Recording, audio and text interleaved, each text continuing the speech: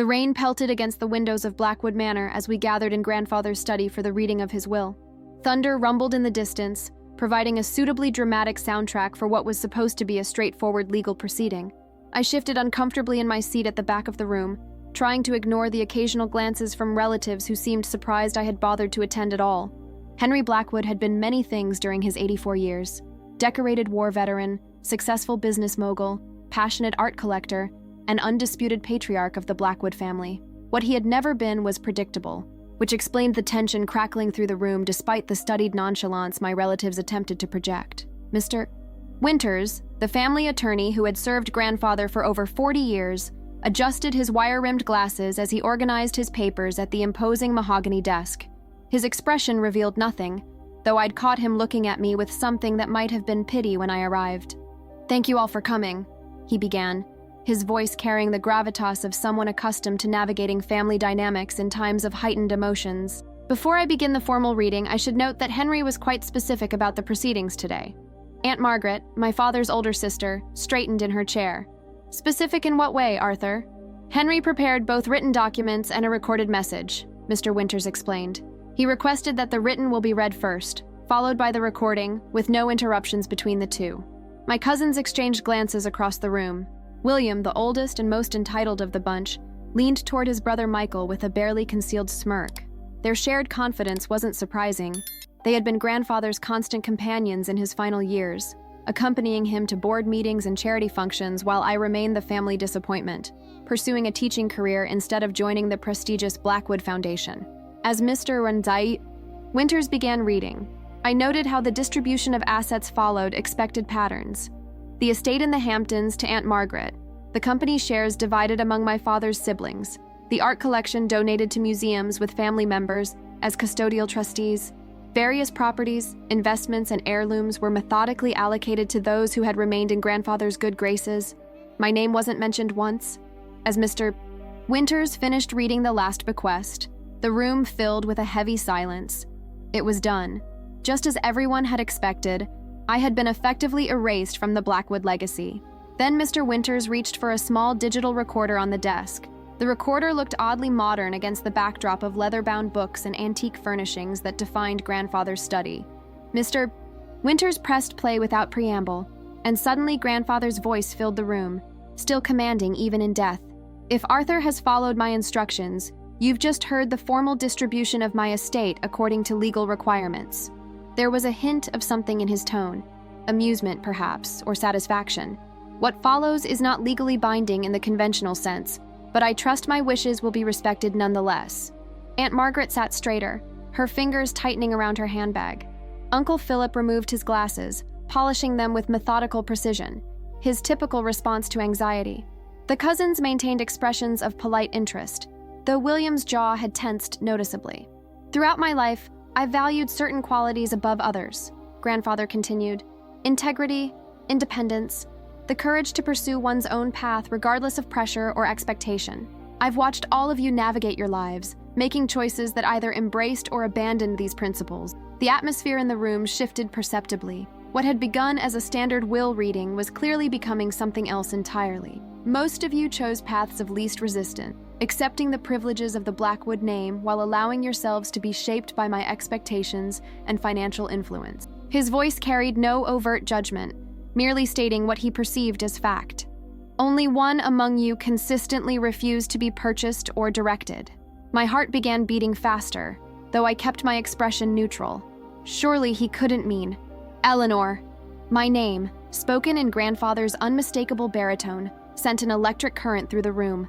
Every head turned toward me, expressions ranging from confusion to alarm to sudden calculation. While others sought my approval through compliance, you challenged me by charting your own course.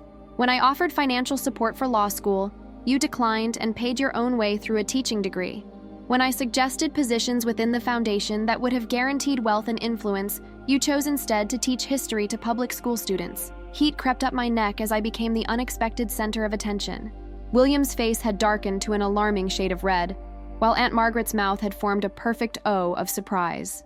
Each time you rejected my financial influence, I added another test. The apartment in Manhattan, the offer to cover your student loans, the position as Foundation Educational Director. With each refusal, you demonstrated something increasingly rare in our society, a person whose integrity cannot be purchased. Mr. Winters remained impassive, though I caught the slightest nod of confirmation, as if this development was entirely expected. While my official will distributes material assets according to legal frameworks, what I'm about to entrust to Eleanor exists outside those conventional structures. Arthur has prepared a separate envelope containing details that only Eleanor will receive. Mr. Winters reached into his briefcase and withdrew a sealed envelope, placing it on the desk before him, but making no move to deliver it yet. To be absolutely clear, Grandfather continued, his voice taking on an edge I recognized from boardroom confrontations witnessed in my youth. Any attempt to contest these arrangements or pressure Eleanor regarding their contents will trigger contingency measures that Arthur is prepared to implement. These would significantly alter the distributions you've just heard. The implicit threat hung in the air like the storm clouds outside. Whatever this mysterious bequest entailed, Grandfather had ensured it was protected from family interference. Eleanor, if you're present, and knowing your sense of family obligation, I suspect you are despite our complicated history, please remain after the others have departed. What I've left for you requires explanation that Arthur will provide privately. The recording ended abruptly, leaving a silence more profound than when the formal will had concluded. For several heartbeats, no one moved or spoke. Then William stood, his chair scraping loudly against the hardwood floor. "What the hell just happened?" he demanded, looking from Mr. Winters to me with naked hostility. "The estate's been distributed. What could possibly be left that's so important?" Mr. Winters removed his glasses with deliberate calm. "As Henry instructed, I'll discuss that matter with Eleanor privately. I would strongly advise respecting his wishes in this regard." The implication was clear. The bequests they had just received remained contingent on their behavior now. Whatever power play William might have been contemplating dissolved under that reality. "This is ridiculous," Aunt Margaret declared, though her tone lacked conviction. "Eleanor hasn't been part of family affairs for years. Henry must have been confused in his final months." "I assure you," Mr. Winters replied, "Henry was of sound mind and quite deliberate in his decisions. Now, if you'll excuse us, I need to speak with Eleanor alone." The family exodus that followed was reluctant and tense, with backward glances and whispered conversations. Only Michael paused beside my chair, surprising me with what appeared to be genuine curiosity rather than resentment. "Whatever it is," he said quietly, "it must be important if Grandfather arranged all this. Just be careful." Before I could respond, William called sharply from the doorway, and Michael hurried to join the others, leaving me alone with Mr. Winters and the mysterious envelope that had somehow become the most important inheritance of all. Once the heavy doors closed behind my departing relatives, Mr. Winters visibly relaxed, his professional detachment giving way to something warmer. "That went more or less as Henry predicted," he remarked, moving to pour 2 glasses of Grandfather's prized scotch from the crystal decanter on the sidebar, though I think he would have enjoyed witnessing their reactions firsthand. I accepted the offered drink, though I rarely indulged. Something told me I might need it for whatever came next. "Mr. Winters, I'm completely lost. Grandfather and I have barely spoken in years, not since I declined the foundation position. Why would he single me out now?" The attorney settled into the leather chair behind the desk, looking suddenly older and more tired than the professional facade he'd maintained during the formal proceedings. "Henry and I had many conversations about you over the years, Eleanor. Your choices puzzled him initially, then intrigued him, and ultimately earned his respect." He pushed the envelope across the desk. "This will explain better than I can." The envelope was heavier than it appeared, sealed with Grandfather's distinctive wax stamp bearing the Blackwood family crest. Inside was a folded letter and a small brass key that looked antique but well-maintained. The letter, written in Grandfather's precise handwriting, began without preamble. "Eleanor, if you're reading this, 2 things have occurred. I have died, and you have continued to resist the financial incentives I've offered throughout your adult life. The latter confirms what I've increasingly suspected, that you alone among my descendants understand that true wealth cannot be measured in assets alone. What I've left for you is not found in my official will because it isn't mine to give in any legal sense. It is something I've protected but never owned, something I inherited not through legal documents, but through a promise made to someone who saved my life in 1955. The enclosed key opens a safety deposit box at First Metropolitan Bank, box 713. Inside, you'll find a journal, photographs, and a map leading to what I've come to call the obligation, a responsibility I've carried for 65 years and must now pass to someone with both the integrity to honor it and the independence to protect it from those who would exploit it for gain. Arthur will explain the practical details, but I must emphasize, what awaits you is not a conventional inheritance. It may bring no financial benefit and could potentially create significant complications in your life. You are under no obligation to accept this burden, but I believe you are the only person who can be trusted with it. With respect and hope, Henry Blackwood. I looked up from the letter, confusion and curiosity warring within me. An obligation, not an asset. Mr. Winters nodded solemnly. Henry was quite specific about that distinction. What he's referring to involves a promise he made as a young man, long before he built Blackwood Enterprises or established the family fortune. A promise to whom? That's part of what you'll discover in the safety deposit box. Mr. Winters hesitated, choosing his words carefully. What I can tell you is that during his military service, Henry was stationed briefly in New Mexico, near the Navajo Nation territories. An incident occurred, Henry never shared the full details with me, that resulted in him owing a life debt to a Navajo man named Benjamin Sozi. The name meant nothing to me, though I taught American history and had covered Native American topics extensively. This debt evolved into a promise to protect something of great significance to the Sozi family and their community. Henry honored that promise throughout his life, using his resources to ensure its security, while keeping its existence separate from family assets and business ventures. I stared at the small brass key, trying to process the implications. And now he wants to pass this obligation to me? Why not William or Michael? They're the ones who've been involved in his affairs. Because they would inevitably view it through the lens of potential profit or prestige, Mr. and Winters replied without hesitation. Henry was explicit that what he protected must never become a Blackwood possession or achievement, merely a responsibility honored across generations. The rain had intensified outside, drumming against the windows as if emphasizing the weight of this unexpected development. Whatever awaited in that safety deposit box represented a side of grandfather I had never known, one that had apparently seen something in me that even I hadn't recognized. There's more you should know, Mr. Winters continued. The family will undoubtedly be curious about this mysterious bequest. Henry anticipated this and established a cover story, that he left you his personal journals and research materials related to a historical biography he had contemplated writing. This explanation should satisfy most questions while protecting the true nature of what you're receiving. And if it doesn't, the attorney's expression turned grave. Then the contingency measures Henry mentioned would come into effect. He restructured certain trusts with conditional clauses that would redirect significant assets away from family control if any undue interference occurred. The tactical foresight was pure grandfather. Chess moves planned well beyond the immediate game. I studied the key again, feeling its weight both physical and metaphorical. When can we access the safety deposit box? Whenever you're ready, Mr. Winters replied, though I suggest sooner rather than later.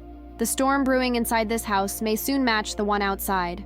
First Metropolitan Bank's main branch embodied old-world banking traditions, marble columns, brass fixtures, and hushed conversations creating an atmosphere of discreet wealth management. The safety deposit room, located in the basement level, maintained this aura of privileged privacy with its mahogany paneling and soft lighting. The bank manager personally escorted us through the security procedures, his deferential manner making it clear that the Blackwood name still carried significant weight despite grandfather's passing. Once we were alone in the private viewing room, I inserted the brass key into box number 713, turning it with a satisfying click. The box contained fewer items than I had expected.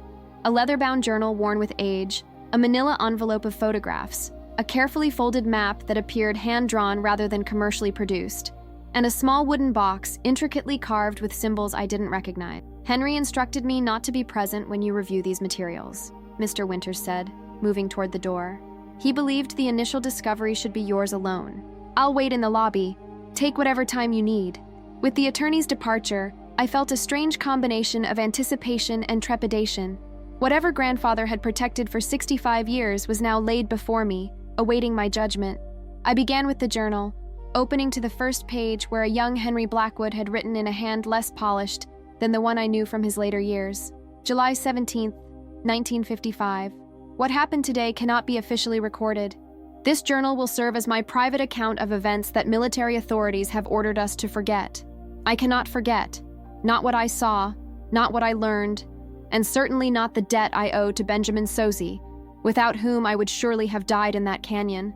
The account that followed described a military training exercise gone wrong near the Navajo territories, an unexpected rock slide, several soldiers trapped, and the fortuitous arrival of Benjamin Sozi, who knew the terrain intimately and led a rescue effort when official channels had deemed the situation hopeless. But what caught my attention was what came next. During the rescue, Benjamin and grandfather had become separated from the others, finding themselves in a previously unexplored canyon where they discovered what grandfather described as artifacts of inexplicable origin and composition in a small cave partially exposed by the rock slide. The objects defy conventional explanation, grandfather had written. They bear markings similar to Navajo sacred symbols, but combined with elements I cannot identify. Benjamin became immediately protective, explaining that similar objects appear in his people's stories, items entrusted to certain families as guardians, predating European contact by many generations. Military authorities had arrived shortly thereafter, documenting the rescue, but showing disturbing interest in the cave location. That night, Benjamin had approached grandfather privately, asking for his help in protecting the artifacts from government confiscation. As a decorated officer with family connections, grandfather had been in a unique position to assist. I helped Benjamin retrieve the artifacts before the survey team arrived.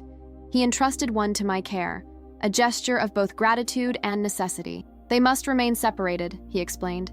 Together they draw too much attention. My family will protect our pieces as we have for generations. You must safeguard this one, keeping it from those who would misuse its power. The photographs in the manila envelope documented this history. Faded images of a young grandfather in uniform beside a tall Navajo man, landscape shots of the canyon with subtle markings indicating the cave location, and several detailed images of artifacts featuring unusual geometric patterns and symbols. The map proved to be not of the original canyon, but of a location in rural Connecticut, the unmarked property where grandfather had apparently secured the artifact entrusted to him, deliberately separate from known Blackwood holdings. Finally, I opened the wooden box.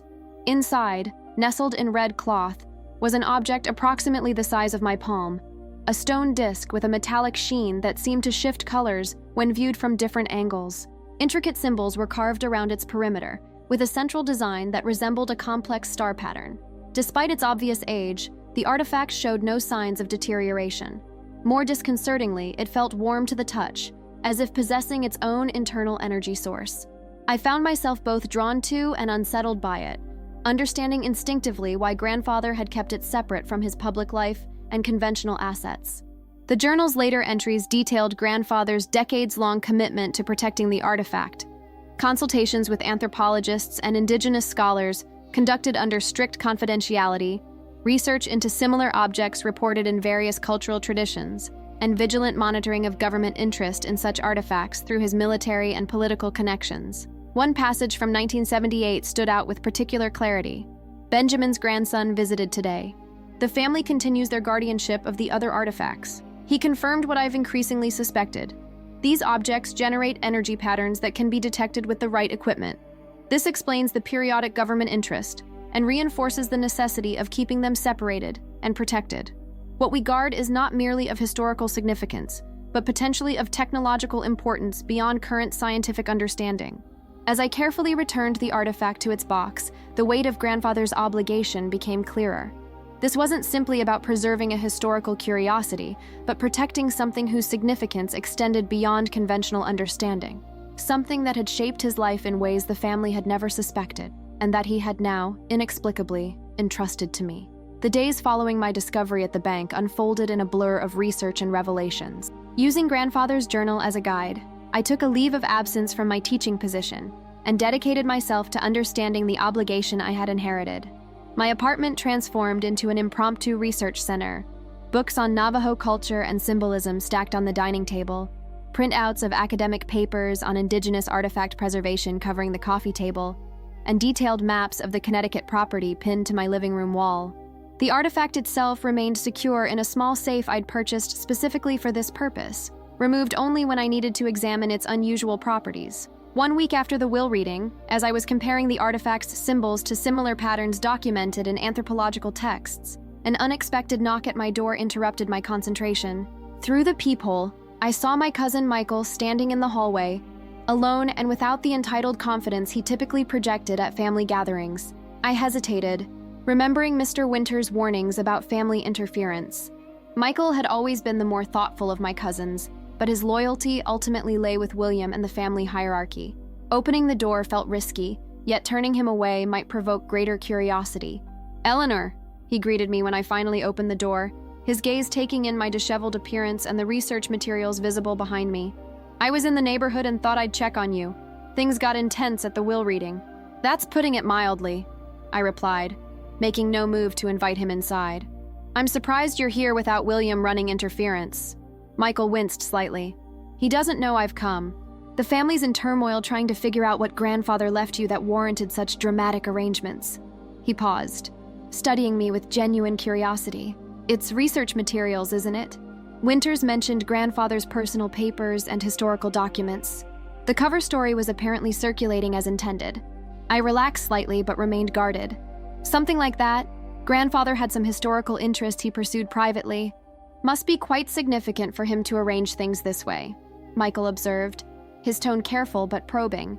"William's convinced it's something that could affect company holdings or family reputation." "It's nothing that would interest William," I assured him, which was both true and misleading. The artifact had no monetary value in conventional terms, but its significance would certainly capture William's attention if he understood it. "Just personal projects grandfather thought I might appreciate given my background in history." Michael nodded, though something in his expression suggested he wasn't entirely convinced. "Well, if you need any help sorting through it all, I'd be happy to assist. My art history background might be useful for contextualizing historical materials." The offer seemed genuine, but I couldn't risk involving family members, regardless of their apparent good intentions. "Thanks, but I've got it under control. It's fairly specialized content." "Of course." He started to turn away, then hesitated. "Just so you know, William's been making calls, trying to find out what accounts or properties might not have been included in the formal will. He's persistent when he feels something's been kept from him." The warning was unexpected but appreciated. "I'll keep that in mind." After Michael left, I called Mr. Winters to update him on the visit. His concern was immediate. "William has indeed been making inquiries," he confirmed. "He's approached several of Henry's former associates and even attempted to access his private banking records using the family business as leverage. So far, the safeguards Henry established have held, but we should accelerate our timeline." "Accelerate what timeline?" I asked, confused. "Henry left specific instructions about next steps once you had reviewed the initial materials. It's time for you to visit the Connecticut property and meet someone who's been maintaining it on Henry's behalf. This individual has been expecting you and has additional information that wasn't safe to include in the journal or safety deposit box." The revelation that there was more to discover and someone else involved in grandfather's secret both surprised and unsettled me. "Who is this person?" "His name is Daniel Tsosi, Benjamin's grandson. He's been the liaison between Henry and the Navajo family for the past 20 years. Henry arranged for him to be at the property this weekend, anticipating you would have reached this point in the process." The connection to the original story suddenly expanded beyond grandfather to include an ongoing relationship with the Tsosi family, transforming what had seemed like a historical obligation into a living, active commitment. "I'll need to be careful," I realized aloud. "If William is already investigating, he might have me followed." "Henry anticipated that possibility as well," Mr. Winters replied. "I'll send you instructions for a rather elaborate approach to the property that should ensure privacy." Henry was quite thorough in his arrangements, almost as if he expected the family's reaction and planned accordingly. As I ended the call, I looked at the small safe containing the artifact, with new understanding. Grandfather's recorded message at the will reading hadn't been a dramatic flourish or final power play. It had been a calculated move in a game that had apparently been unfolding for decades, one that I was now unexpectedly central to continuing. The Connecticut property revealed itself gradually as I followed the winding dirt road through dense woodland, 200 acres of undeveloped forest strategically located between state parks and land trust preserves, rendering it both accessible and remarkably private.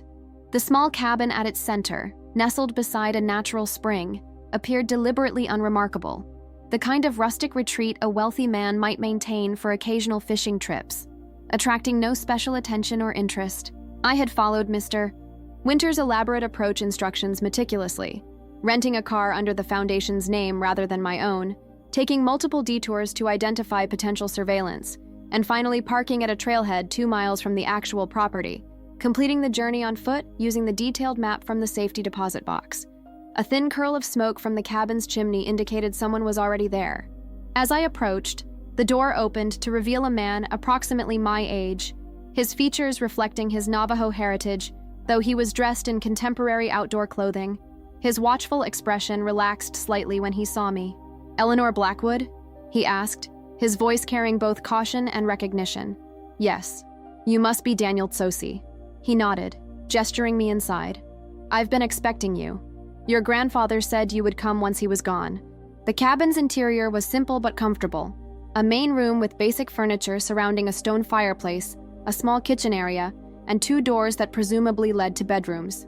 What captured my attention, however, were the bookshelves lining one wall, filled with volumes on indigenous cultures, anthropology, archaeology, and unexpectedly, theoretical physics. "Henry maintained this place for over 60 years, Daniel explained, moving to prepare tea at the small wood stove.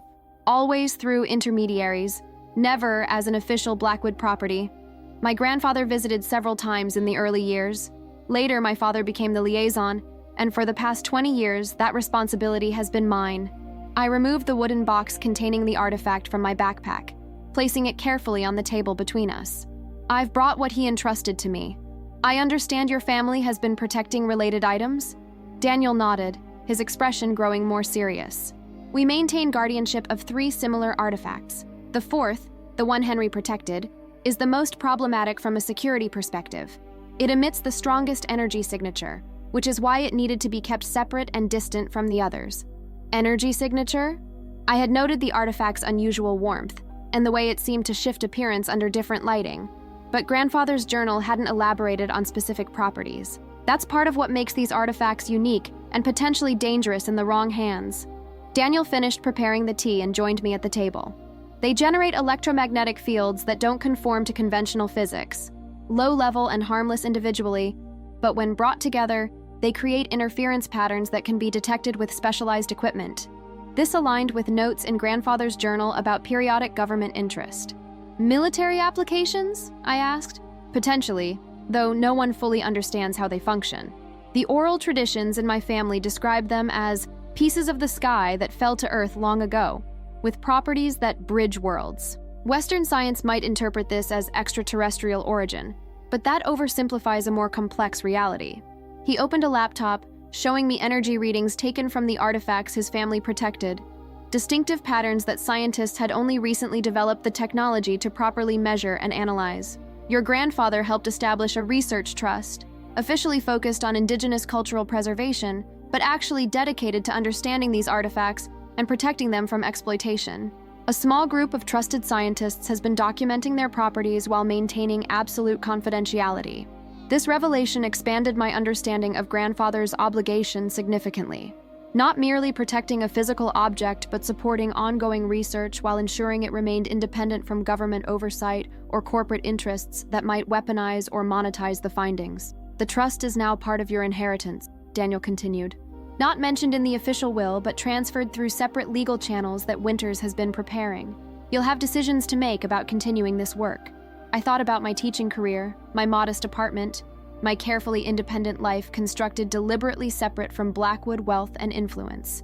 Now grandfather had entrusted me with responsibilities that would inevitably reshape that carefully maintained separation. "Why me?" I asked finally. "Grandfather and I were hardly close in recent years." "Because you proved yourself uninterested in what most people value," Daniel replied simply. "The artifacts have a history of attracting those seeking power or wealth. Your consistent rejection of financial advantage demonstrated the perspective necessary for this guardianship." The irony wasn't lost on me. My determination to remain independent from grandfather's influence had ultimately led him to entrust me with his most closely guarded secret and responsibility.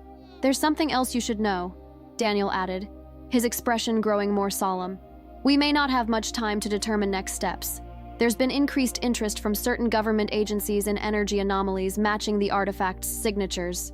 And based on what Henry shared before his death, someone in your family may have become aware of their existence." The rain had returned by evening, drumming steadily against the cabin's roof as Daniel and I reviewed the research materials compiled over decades of careful study. The artifact's properties defied conventional scientific categorization. They emitted low-level radiation not harmful to organic matter, but capable of influencing certain electronic equipment. They maintained constant temperature regardless of environmental conditions, and most intriguingly, they occasionally displayed patterns that changed in response to specific astronomical alignments. Your grandfather believed they functioned as a form of communication technology, Daniel explained as we examined energy signature readings displayed on his laptop. The patterns intensified during certain celestial events, suggesting they might be responsive to cosmic triggers we don't fully understand. As fascinating as these scientific aspects were, I found myself equally drawn to the cultural significance preserved in the Sozi family traditions, stories describing the artifacts as dreamstones, entrusted to selected guardians, capable of connecting the physical world with realms beyond ordinary perception when properly aligned. Our research session was abruptly interrupted by a security alert on Daniel's phone. Motion sensors placed strategically along the property's boundaries had detected multiple intruders approaching from the main road. 3 separate signals, Daniel reported, quickly gathering the most sensitive documents. Moving with purpose, not hikers who've wandered off trail. My first thought was William. His investigations must have uncovered the property connection despite grandfather's precautions. But Daniel's expression suggested something potentially more concerning. The pattern of approach is tactical, he observed, studying the sensor data. Professional, not family members conducting amateur surveillance. We moved quickly, securing the artifact in a hidden compartment beneath the floorboards, a hiding place grandfather had apparently established decades earlier, and gathering only essential research materials in weatherproof bags. Daniel led me to the back of the cabin, where a concealed door opened to a narrow trail that wound deeper into the property. There's a secondary shelter 2 miles north, he explained as we moved swiftly through the rain-soaked forest.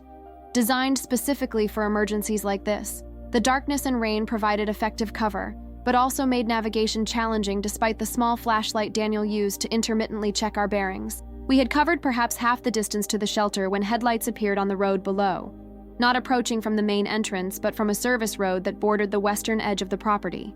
They've coordinated to cover multiple access points, Daniel noted grimly. These aren't curious family members. This is a professional operation. We changed direction, moving eastward toward the property boundary that adjoined state forest land. The rain intensified, reducing visibility but also masking the sounds of our movement through the underbrush. After what felt like hours but was likely less than 40 minutes, we reached a small clearing where a weather-beaten shed stood partially concealed by overgrown vegetation. Inside, beneath tarps and old equipment, Daniel revealed another hidden compartment containing emergency supplies, communication equipment, and most surprisingly, a satellite phone that appeared significantly more sophisticated than consumer models. Henry established emergency protocols years ago, he explained, activating the device. This connects directly to a secure network maintained by the Research Trust. Within minutes, he had made contact with someone identified only as Sentinel Actual, relaying our situation in clipped, coded phrases that confirmed this was no improvised response, but a well-established contingency plan. Extraction team en route, Daniel reported after ending the call. ETA 30 minutes. We need to move to the designated pickup point half a mile east. As we prepared to depart, the shed door suddenly swung open. I braced for confrontation, but instead found myself facing my cousin Michael, soaked from the rain and breathing heavily from exertion. "Thank God I found you," he gasped, scanning the shed interior with wide eyes. "We need to move, now." Daniel had already shifted into a defensive stance. "You were followed?" "Not by who you think," Michael replied, his expression grim. "I discovered what William's been investigating, not just grandfather's secret bequest, but government files he accessed through his military contractor connections. When I realized he'd identified this property, I tried to warn you." The pieces suddenly aligned in my mind. Michael's earlier visit to my apartment, his warning about William's investigations, his art history background that would give him insight into artifact significance. "You knew," I realized, "about the artifacts, about grandfather's arrangement with the Sozi family." Michael nodded quickly. "Not everything, but enough. Grandfather brought me into his confidence 3 years ago, when he needed someone to authenticate documentation without involving official channels.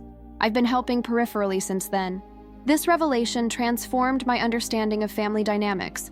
While I had been maintaining my distance from Blackwood affairs, Michael had apparently been serving as grandfather's inside ally, operating beneath the family's awareness, just as I had remained outside it. "William made a call to his government contacts this morning," Michael continued urgently. some classified research division that investigates unusual energy phenomena.